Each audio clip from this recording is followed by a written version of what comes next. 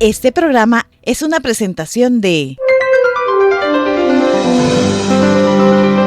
el equipo de producción de Radio Vea. Saludos a todos, les doy la más cordial bienvenida a este espacio de fe y de reflexión con la palabra de Dios. Bienvenidos a Tiempo Devocional. Hoy vamos a sumergirnos en un pasaje que estoy seguro va a tocar su corazón y le va a dar una perspectiva fresca para enfrentar su semana o su día. Así que permítame ser un instrumento para compartir con ustedes esta verdad poderosa que viene de la Biblia, que va a cambiar su manera de ver. Antes de empezar, tengo una gran petición para cada uno de los que escuchan. Si este mensaje le resuena, le da sentido a su vida, si usted siente y observa también que este mensaje puede ayudar a alguien más que necesita escuchar estas palabras de esperanza, de aliento, le voy a pedir que nos ayude a multiplicar este impacto. Y es muy sencillo hacerlo. Mientras usted escucha o justo al terminar, usted puede compartir este audio. Vaya a nuestras redes sociales en Facebook, vaya a nuestras redes sociales en YouTube y coloque este audio en su muro, en sus historias, o compártalos en sus grupos en redes sociales. Una vez más, el llamado es hacer que la palabra de Dios corra y sea glorificada en cada rincón donde la gente está. ¿Y sabe dónde la gente está? En las redes sociales. Así que póngale ese interés, ese compromiso para darle compartir. Y bueno, seguramente usted que nos está escuchando va a ser bendecido porque usted va a poner con mucha atención escuchar la palabra de Dios. En un momento comenzamos. Le invitamos a compartir este devocional para edificar a otras vidas. Vaya a YouTube o a Facebook de Radio Vea, busque el episodio que quiera compartir, pulse el botón de compartir, suele ser un icono de flechas, puntos o la palabra compartir. Seleccione WhatsApp y la lista de aplicaciones para compartir y elija el contacto o grupo y envíe el enlace. Otra forma de compartir es copiar el URL del episodio o de la página principal de este tema. Abra el WhatsApp, pegue el enlace en la conversación y envíelo. Y otra manera es descargando el archivo de audio como MP3. Descárguelo a su dispositivo. Abra su WhatsApp y use la opción de enviar un archivo adjunto. Seleccione el archivo y compártalo. Gracias por estar escuchando Tiempo Devocional. Si yo le preguntara a usted, estimado oyente, ¿cuál de los autores bíblicos nos proporcionó la mayor cantidad de contenido en el Nuevo Testamento? ¿Qué piensa usted? Yo creo que la mayoría de nosotros, para responder esa pregunta, sin dudar alguna, estaríamos pensando en dos personas, probablemente en tres. Primero, en Jesucristo, a través de los evangelios. Otros estarían pensando en el apóstol Pablo, porque él escribió 13 cartas o epístolas en el Nuevo Testamento. Pero ¿sabe una cosa? No fue Pablo, tampoco fue Jesús. Obviamente no estoy menospreciando para nada los escritos de ellos. No. Estoy hablando de la mayor cantidad de contenido en el Nuevo Testamento. Por ahí podemos pensar en el apóstol Juan.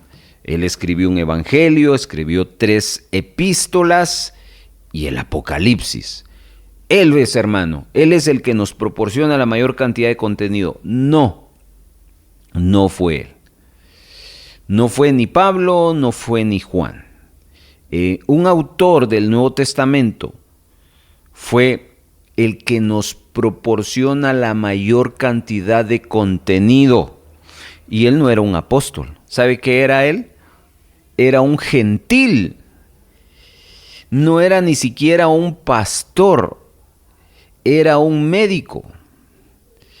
y él escribió una gran obra en 2 tomos. Su nombre, Lucas. El tomo o volumen, estoy hablando de partes, él tomó 2 partes en sus escritos. A uno se le llamó el Evangelio de Lucas, el tomo número 1. Y el tomo número 2, el libro de los Hechos. Escuche bien lo que le voy a decir. Solo en volumen, los escritos de este médico gentil llamado Lucas contiene el 25% del contenido del Nuevo Testamento. Así que estos 2 tomos fueron escritos para una persona llamada Teófilo. El término, déjeme llevarle a 2 escrituras para poder comprobar esto que le estoy diciendo. Vamos a Lucas capítulo número 1, versículo 1 al 4. Puesto que ya muchos han tratado de poner en orden la historia de las cosas que entre nosotros han sido ciertísimas, tal como nos lo enseñaron los que desde el principio lo vieron con sus ojos y fueron ministros de la palabra, me ha parecido también a mí, después de haber investigado con diligencia todas las cosas desde su origen. Escuche lo que viene a continuación. Me ha parecido también a mí, después de haber investigado con diligencia todas las cosas desde su origen, escribírtelas por orden. Oh, excelentísimo Teófilo. Mire cómo se dirige Lucas a esta persona. Excelentísimo Teófilo, para que conozcas bien la verdad de las cosas en las cuales has sido instruido. Muy bien. Acá vemos cómo Lucas está tratando a este funcionario llamado Teófilo. El término excelentísimo también se puede expresar como su excelencia. Significa que era alguien de renombre. Y ese es el mismo término que Pablo también utiliza en Hechos capítulo 23 y en Hechos capítulo 26, cuando se está dirigiendo a 2 gobernantes. Luego, en el segundo tomo, Lucas abre el libro de los Hechos en su capítulo 1, también hablándole a este mismo personaje llamado Teófilo. Y vamos al verso número 1 de Hechos 1. En el primer tratado, oh Teófilo, hablé acerca de todas las cosas que Jesús comenzó a hacer y a enseñar, hasta el día en que fue recibido arriba, después de haber dado mandamientos por el Espíritu Santo a los apóstoles que había escogido, a quienes también después de haber padecido se presentó vivo con muchas pruebas indubitables, apareciéndoseles durante 40 días y hablándoles acerca del reino de Dios. Muy bien. Esto es el escrito de Hechos, el segundo tomo de Lucas.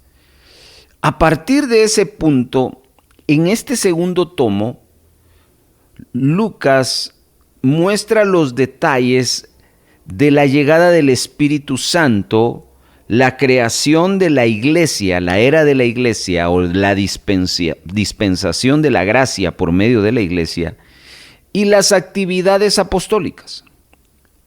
Pero quiero que usted entienda que Lucas se está dirigiendo a este personaje. En ambos tomos, Lucas le dice a Teófilo exactamente cuál fue el motivo por el cual escribió los 2 tomos. Cuando dice en verso 1 de Hechos 1, el primer tratado, Teófilo, hablé acerca de todas las cosas que Jesús comenzó a hacer. Lucas nos muestra que él estuvo muy activo tanto en el ministerio de Jesucristo como en el ministerio de los apóstoles.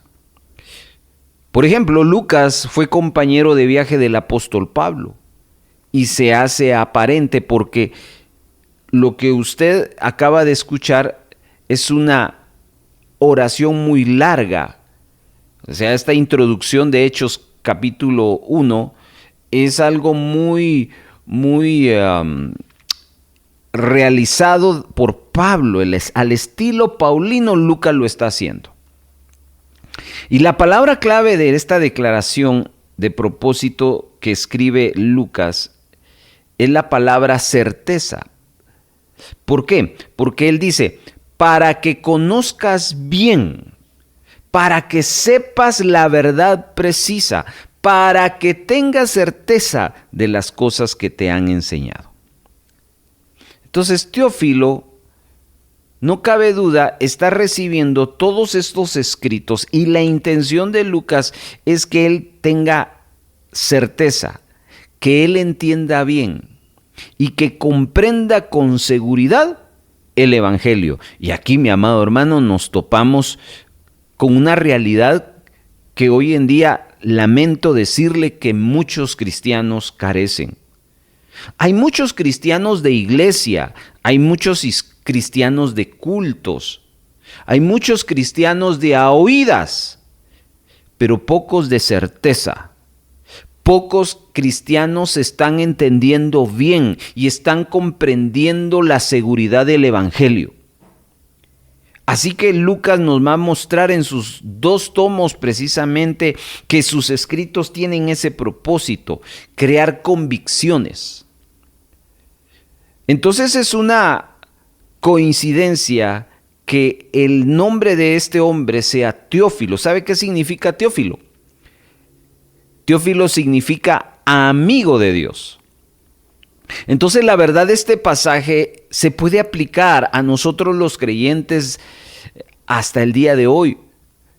Porque aquí una aplicación es que cada uno de nosotros que estamos en la fe en Jesucristo, que no solo somos hijos de Dios, sino también amigos de Dios, somos teófilos.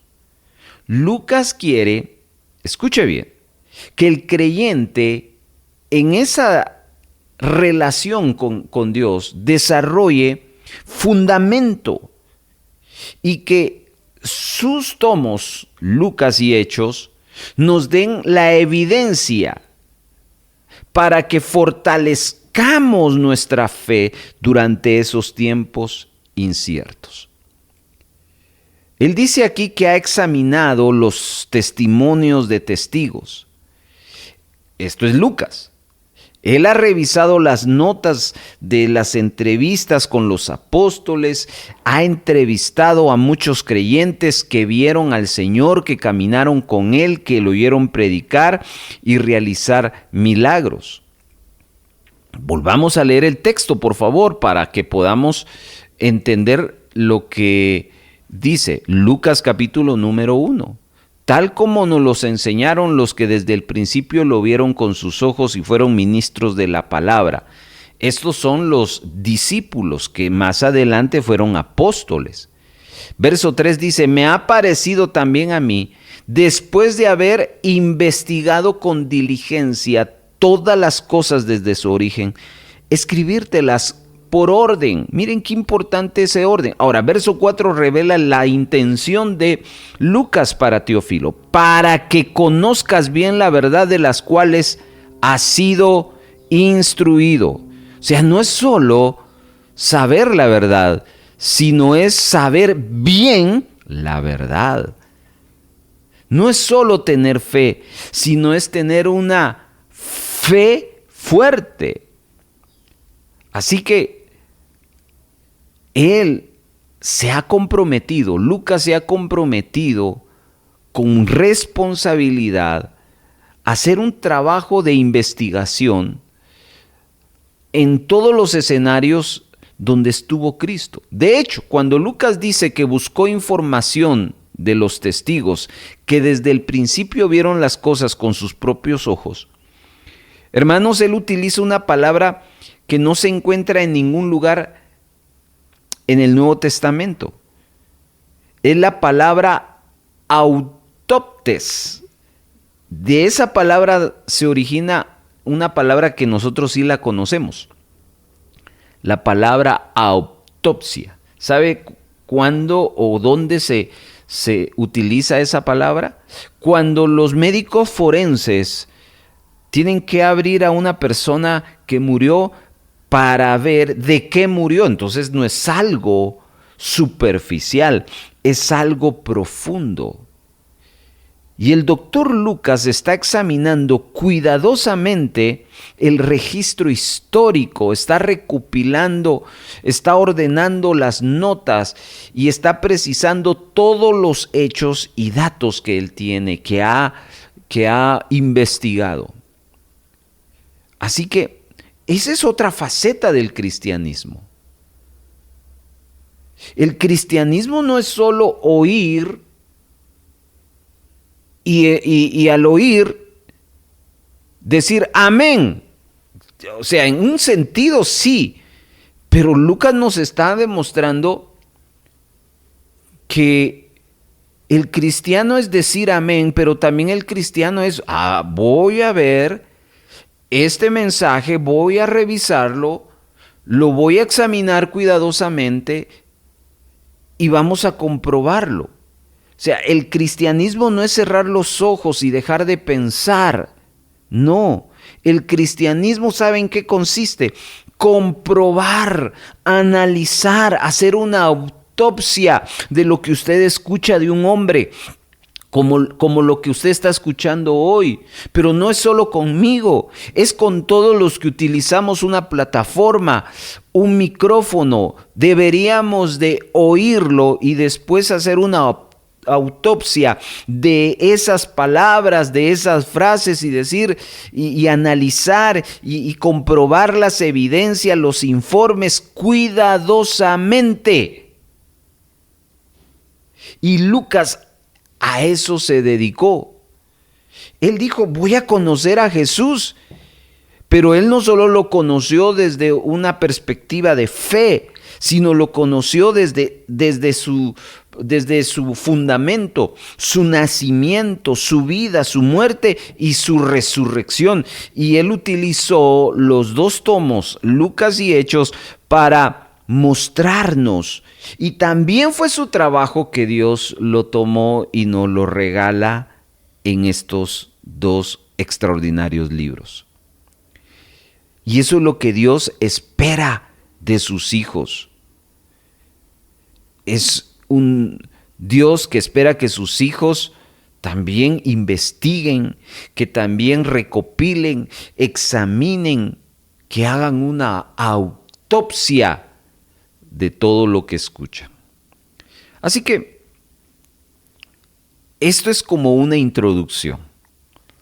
Esto es como el inicio de algo que a lo largo de Hechos y de Lucas podemos nosotros, y de todos los libros, por supuesto, estamos viendo que Lucas nos va a narrar la vida de Cristo y la vida de la iglesia. Así que Lucas no lo va a hacer muy superficialmente, no, él con responsabilidad y él con seriedad va a escribir, no porque le contaron, sino porque investigó. Así que vamos a ver un poco acerca de Lucas, el Evangelio de Lucas. En el Evangelio de Lucas, él nos va a presentar a dos personas que tenían dos razones para estar flaqueando en su fe, para estar desanimados. Y aunque, hermano, la cultura y el contexto han cambiado entre ese primer siglo y nosotros que estamos en el siglo XXI, le quiero recordar que las verdades bíblicas que se desarrollan no han cambiado, se mantienen. Entonces, aquí hay tres verdades inmutables para nuestros corazones que hoy necesitamos recibir para renovarnos y refrescarnos. Yo quiero que observe cómo empieza el relato del Evangelio de Lucas en el verso número 5, porque los primeros 4 versículos es la introducción que usted acaba de escuchar. Veamos a continuación. Hubo en los días de Herodes, rey de Judea, un sacerdote llamado Zacarías. Detengámonos ahí. En los días del rey Herodes había un sacerdote. Ese tiempo para un sacerdote haber sido un tiempo muy difícil, porque la época en que se vivía la gente, ese primer siglo, esa época del rey Herodes fue una época horrible para vivir. ¿Por qué? Porque no solo tenían al imperio romano violentándolos, sino este rey, Herodes el Grande, tuvo el poder unos 40 años antes del comienzo de este capítulo. Este rey era malo, hermanos. O sea, no solo los romanos eran malos, sino el rey, digámoslo así, la autoridad próxima de los israelitas no era Roma, sino era Herodes. Herodes fue puesto por Roma. Este rey era orgulloso, malvado, brutal. Él va a matar a 3 de sus hijos para evitar que lleguen al trono. Él quería el poder. Y a él le gustaba que le dijeran que era rey. Por eso cuando le hablan de un rey que va a nacer, él se ve amenazado. La historia habla de un Herodes que tuvo muchas esposas. Y aparentemente ejecutó a varias de ellas. No se nos dice la razón. Luego, estamos hablando del sacerdote. Ser sacerdote en ese tiempo de Herodes era cosa seria. Ahora, hay que agregarle otro hecho al sacerdocio de Zacarías. Vivía en un contexto religioso donde había mucha corrupción.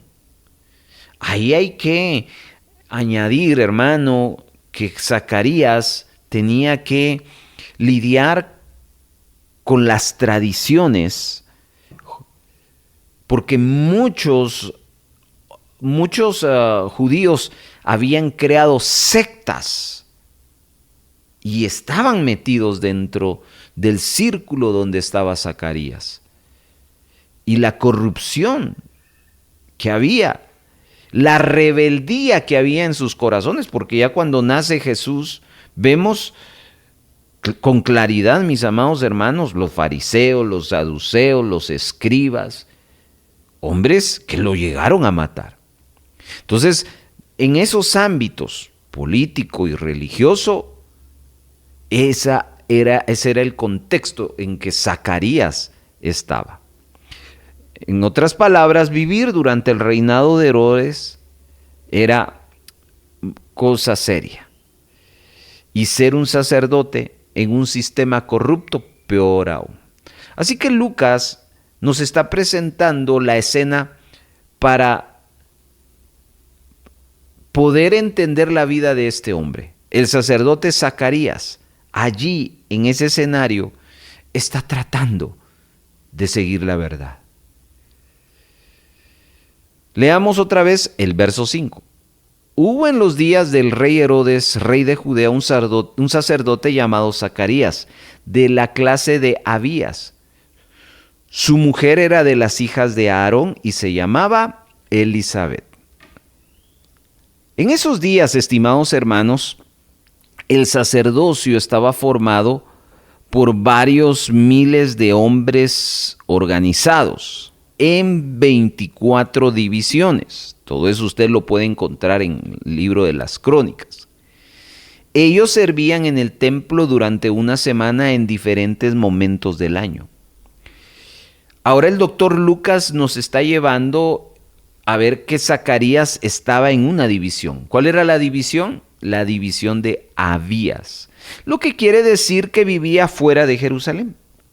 porque esta división era bastante pequeña, o voy a usar otra palabra, insignificante en relación al poder religioso.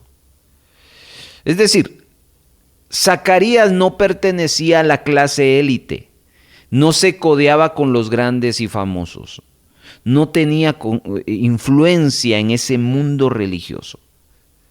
Zacarías vivía en el campo. Y lo más probable es que cuando no estaba sirviendo de sacerdote, Zacarías se dedicaba a la agricultura, que era lo que comúnmente practicaban los israelitas en aquel tiempo. Él estaba casado con Elizabeth. Y aquí Lucas nos va a decir que ella era descendiente de Aarón. ¿Se recuerdan de Aarón, hermano de Moisés? El primer sumo sacerdote de Israel.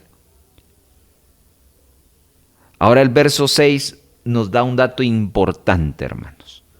Ambos eran justos delante de Dios y andaban irreprensibles en todos los mandamientos y ordenanzas del Señor. Quiero que observe qué gran testimonio de Lucas. Ambos amaban a Dios. Lucas no está diciendo que eran personas perfectas. Lucas no está diciendo que eran sin pecado. Simplemente Lucas nos está diciendo que obedecían la ley de manera persistente, responsable. Pero algo bien lindo es cuando dice amaban a Dios y lo obedecían lo mejor que podían. Y eso es algo que habla a mi corazón y espero que hable al suyo, estimado oyente. Porque no se trata de ser perfectos. En este cuerpo y en este tiempo no vamos a ser perfectos, pero eso no implica que nos dediquemos a pecar. Lo que Dios nos está llamando es a persistir y a tomar la decisión a ser obedientes, pero no por obligación, sino por amor. Hay que tener en cuenta, hermanos, que tenían todas las razones, estoy hablando de Zacarías y de Elizabeth, para suponer que Dios no estaba muy al tanto de su situación,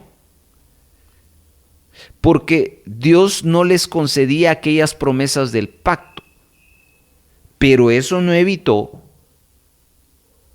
que ellos trabajaran duro para defender y servir la causa. Ya vamos a conocer que ellos tenían un problema de descendencia. Pero eso no fue razón por la cual ellos dijeron, esto no tiene sentido. ¿Para qué servir al Señor si no me da lo que yo quiero, lo que yo anhelo, no me da las peticiones de mi corazón? A pesar de eso, eran justos, andaban irreprensibles y amaban a Dios. ¡Wow! ¿Le habla eso a su corazón? A mí me habla mucho. Yo utilizo mucho esta palabra, me golpea, porque así dice Eclesiastés, que las palabras del sabio son como clavos. ¿Sí? ¿Cuántas veces nosotros nos hemos puesto los moños, como decimos, y decimos, no, pues el Señor no me responde, pues yo me mantengo frío? No. Aquí está el ejemplo. Bueno, Lucas no nos dice que ellos tenían un montón de hijos. Sin embargo, nos está contando de que eran estériles. Se creía que la esterilidad era una señal de que Dios estaba disgustado. Eso era un pensamiento tradicional. Durante el período del Antiguo Testamento, la obediencia en el pueblo de Israel conllevaba la bendición de ser fructíferos. Y aquí voy a usar un pasaje que vale la pena leer, porque dice Deuteronomio 7:14, bendito serás más que todos los pueblos, no habrá en ti varón ni hembra estéril, ni en tus ganados. Entonces la esterilidad, como ve, Era una señal de bendición para el judío. Así que está, por un lado, lo que ellos piensan acerca de este problema. Pero también tienen que sumarle, hermano, el pensamiento de la gente que le rodeaba, porque ellos asumían que estos algo malo estaban haciendo. Para la gente probablemente el pensamiento, Zacarías y Elizabeth no están caminando bien. Por eso es que están así, por eso es que Dios les tiene vetado la bendición de tener hijos. Por eso Lucas nos aclara las cosas y enfatiza la integridad de esta pareja. Ellos no estaban siendo juzgados por Dios, aunque aparentemente los textos de la ley podrían presentarnos este caso. Pero al final de este capítulo vamos a ver cómo Elizabeth se va a alegrar de que Dios le haya quitado esta afrenta, porque quiero que entienda, hermano amado, que era una afrenta. ¿Sabe usted qué es una afrenta? Si usted va al diccionario y busca esa palabra afrenta, va a ver que esta está relacionada con humillación, con insulto, que atenta a la dignidad y al honor de una persona.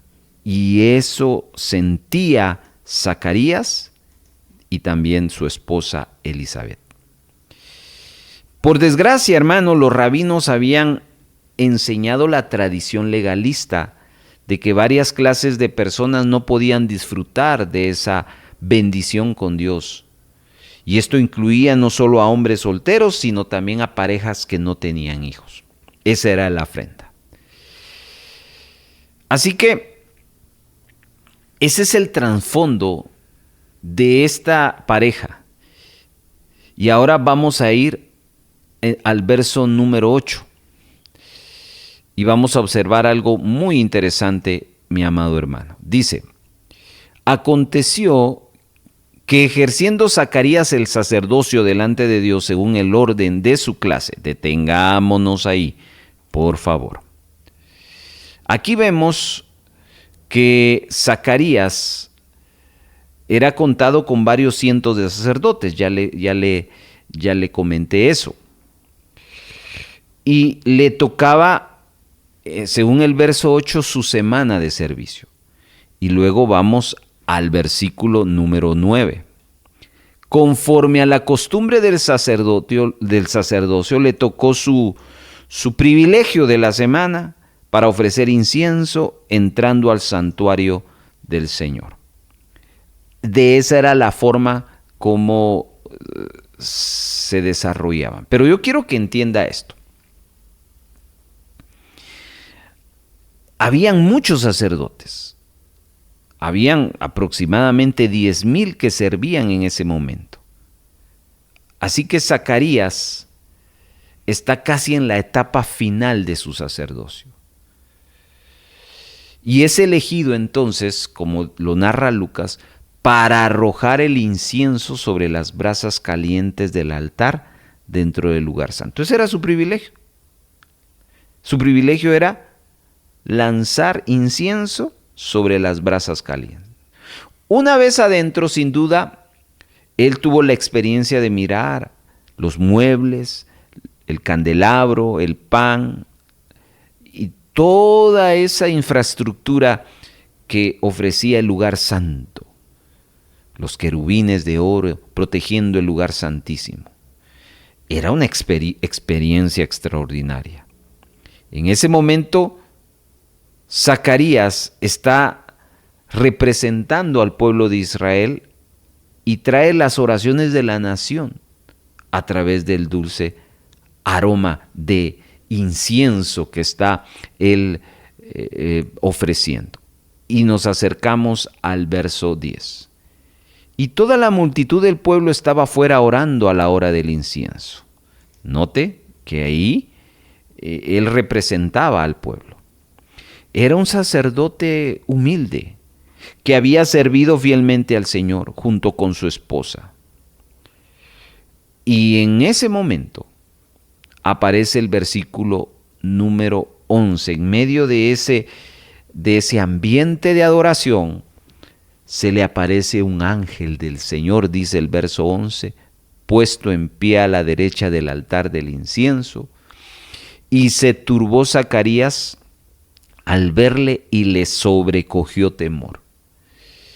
Esta es una forma muy bíblica de decir que casi se desmaya, hermano. Aparece el ángel y esto es algo bien interesante porque recordemos que es acá, es en este momento, este texto subráyelo, porque han pasado 400 años de silencio entre Dios y la humanidad. El último profeta Malaquías en el Antiguo Testamento. Y Dios no ha hablado nada a nadie. No ha habido aparición de ángeles, no ha habido palabra profética, no ha habido sueños, nada de nada durante 400 años. Y aquí se rompe el silencio. Versículo número 13 y 14 dice, pero el ángel le dijo a Zacarías, no temas, porque tu oración ha sido oída y tu mujer Elizabeth te dará a luz un hijo y llamará su nombre Juan. Y tendrás gozo y alegría, y muchos se regocijarán de su nacimiento. El ángel pasa a describir entonces lo que va a ser el primer hombre que Dios va a levantar bajo un mover profético. ¿De quién estamos hablando? De Juan el Bautista, el que se convertirá en el precursor del Mesías, Jesucristo. Pero volvamos al mensaje. El mensaje dice algo bien interesante. Tu oración ha sido oída y tu mujer Elizabeth te dará a luz un hijo. Pero aquí hay un dato que no hay que perdernos y por eso Lucas, extraordinario en su trabajo investigativo. Esta oración no había sido una oración en el lugar santo, porque él está orando, ¿en dónde? Donde estaban las demás personas. Él está orando por la nación. Él ora por la venida del Mesías. Él probablemente está orando por un avivamiento. Inclusive puede estar orando hasta por el propio rey Herodes. En ese momento, el tema no era su petición personal. Él no estaba orando por Elizabeth. A estas alturas, este hombre y con su esposa aproximadamente tienen de 70, incluso hasta 80 años, según los eruditos. Porque la frase dice, eran de edad avanzada. Zacarías había orado por un hijo tal vez a sus 30, a sus 40, vaya, a los 50.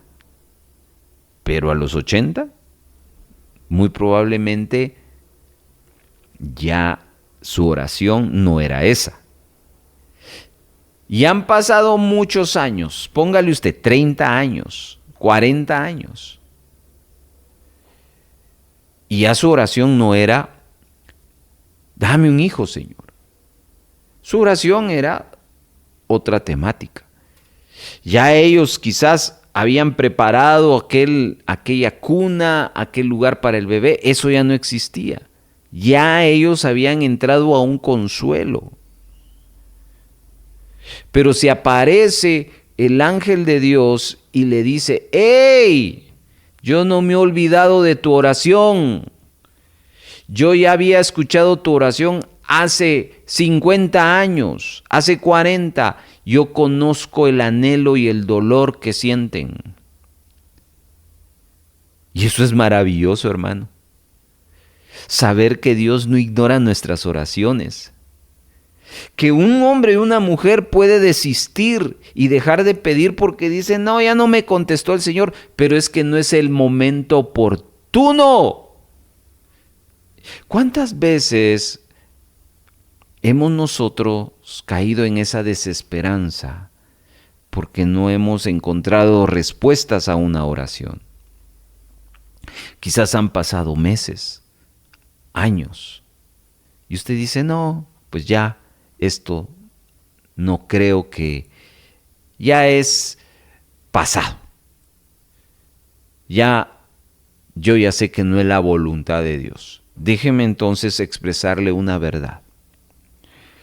Cuando usted crea que las cosas parecen imposibles, Dios es capaz de sorprenderlo y de hacer lo inimaginable.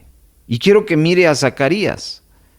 Zacarías no cree lo que el ángel le está diciendo, porque él le pregunta en el verso 18, ¿en qué conoceré esto? Y él dice, porque yo soy viejo y mi mujer es de edad avanzada.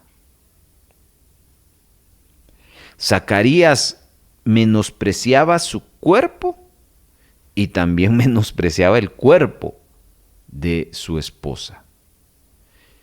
Y entonces Zacarías está preguntando algo que no es fe, algo que es duda, algo que no es sobrenatural, algo que es natural.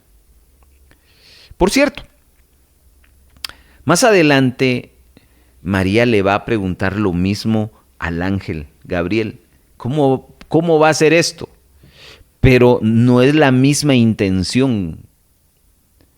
El lenguaje que están utilizando son diferentes y nos va a permitir que no es que ella no entienda cómo iba a hacer el proceso.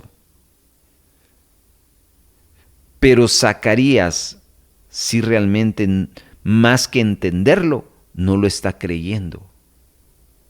Porque para él un viejo, un anciano, no puede tener bebé. Está pensando en su mente natural. Pero María su pregunta más que todo es una pregunta de biología. Pero Zacarías es una pregunta de fe. Porque Zacarías quiere más pruebas, quiere una señal. Entonces, veamos otra vez el texto, por favor. Verso 18. ¿En qué conoceré esto? Porque yo soy viejo y mi mujer es de edad avanzada. Respondiendo el ángel le dijo, yo soy Gabriel que estoy delante de Dios. He sido enviado a hablarte y darte estas buenas nuevas. Quiero que observe otra vez el juego de palabras. Zacarías dice, yo soy viejo. Y el ángel que le respondió, yo soy Gabriel y estoy en presencia de Dios. Y aquí quiero que aprendamos que cuando las cosas parecen imposibles, que cuando creamos que el tiempo ya no es, pues es precisamente cuando entra lo que nosotros conocemos como el tiempo perfecto de los milagros. Usted para ver un milagro de sanidad necesita estar enfermo. Usted para ver un milagro de provisión necesita estar necesitado. Usted para ver un milagro de tener hijos no ha podido tener. Es el tiempo perfecto. Entonces Gabriel pudo haber escuchado el testimonio de personas a través de toda la historia de la humanidad. Pero en ese momento es cuando Dios se goza en mostrarnos que Él sigue siendo el Dios de los imposibles. Gabriel entonces le dice a Zacarías que por causa de su incredulidad no va a poder hablar durante los próximos 9 meses. Así que veamos el verso 23. Dice, y cumplidos los días de su ministerio, se fue a casa. Pero el 22 nos muestra algo más. Cuando salió, no les podía hablar y comprendieron que había visto visión en el santuario y les hablaba por señas y permaneció mudo. Y ahí viene el verso 23. Quiero que observemos algo acá que es interesante poder imaginarlo. Zacarías, sin poder hablar, pero lleva una mezcla de muchas cosas. Gozo por un lado, asombro por otro. ¿Cómo expresar el gozo si no sé hablar? ¿Cómo expresar asombro? ¿Cómo expresar fe o miedo? Así que él se va a darle la noticia.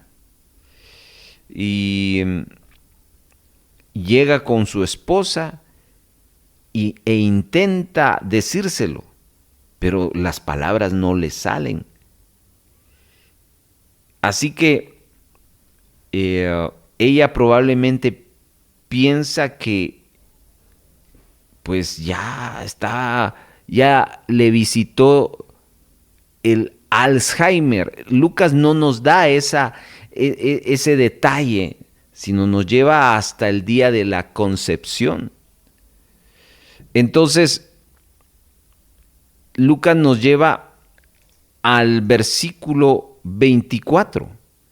Después de aquellos días, concibió su mujer Elizabeth y se recluyó en casa por 5 meses diciendo: así ha hecho conmigo el Señor en los días en que se dignó quitar mi afrenta entre los hombres. Entonces, este es un momento de milagros, hermano. Es un momento cuando lo imposible Dios lo está haciendo posible, porque Él es todopoderoso y Él sigue haciendo milagros. Y como leímos en el verso 24, ella se siente bendecida. Ella se siente que le han quitado una vergüenza. Se siente bien, hermano. Entonces, Lucas es el único escritor de los evangelios que nos da suficientes detalles previos y posteriores a muchas cosas que sucedieron. Y lo que Lucas busca, y aquí quiero cerrar mi comentario de esta reflexión bíblica, es lo que leímos al inicio, mis amados hermanos, del Evangelio de Lucas. Lo podemos leer. Dice: para que conozcas bien la verdad de las cosas en las cuales has sido instruido. Pero verso 3 dice: me ha parecido investigar con diligencia todas estas cosas y escribírtelas en orden.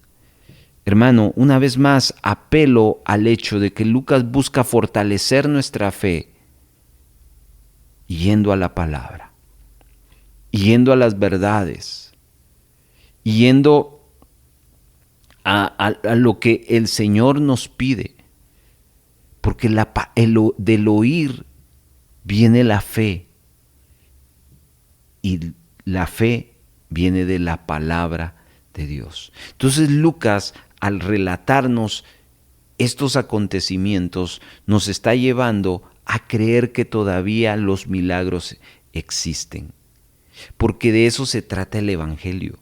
El Evangelio se trata de lo que era imposible, en Dios puede hacerse posible.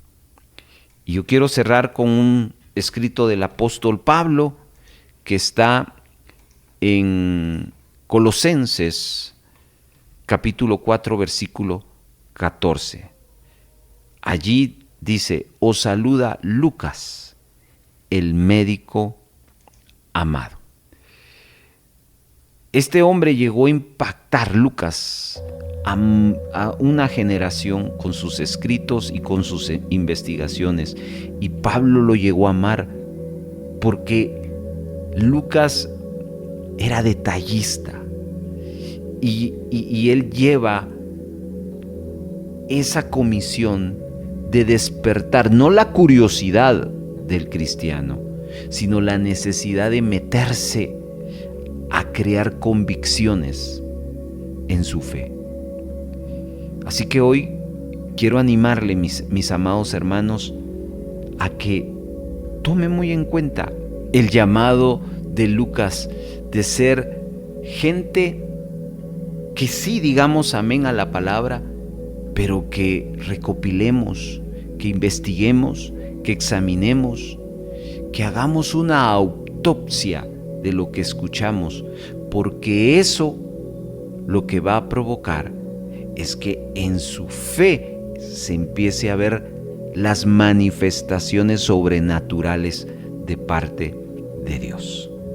Hermano, qué gusto me dio el que juntos nos hayamos acercado a la palabra, y antes de terminar este tiempo devocional, espero que este mensaje que ha recibido lo reciba en su corazón y que usted tenga esa semilla y lo convierta en un fruto que llene y que le ayude, que le dé paz, que le dé ánimo, que le dé dirección. Una vez más, quiero animarle a que comparta este audio. Piense en esta persona que está pasando un momento difícil, en ese amigo que necesita una palabra de aliento.